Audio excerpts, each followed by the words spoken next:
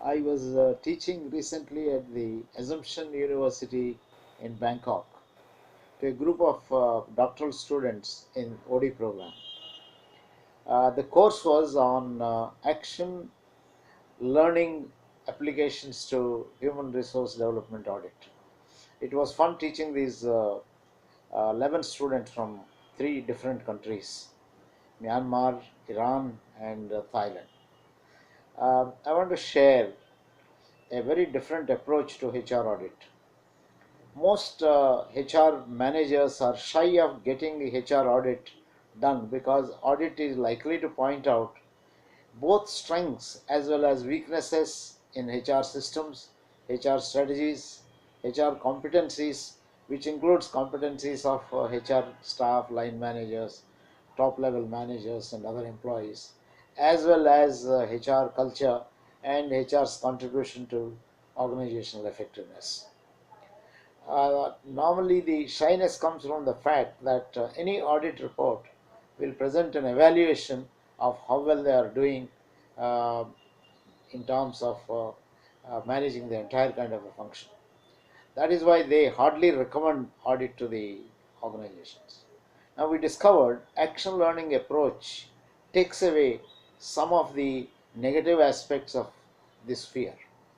It is possible to have an action learning approach to HR audit by constituting a cross functional team.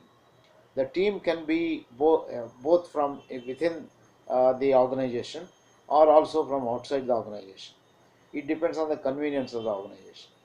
So, the prerequisite of an action learning approach to HR audit is to have a team, and the team will have a project. The project can be HR audit of all the things that we talk of in my book, HRD Audit, which includes HR systems, strategy, structure, competencies, culture, and intellectual capital, and impact of HR on the various financial and other parameters of the company.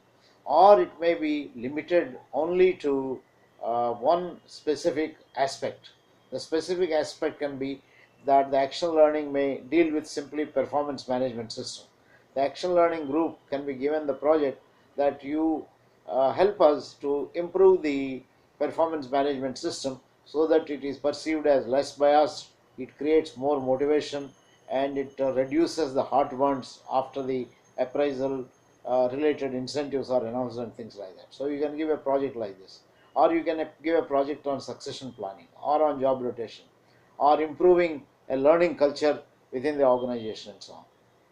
This particular project group will be given a little bit of lessons on action learning approach. I mean, they just need a session.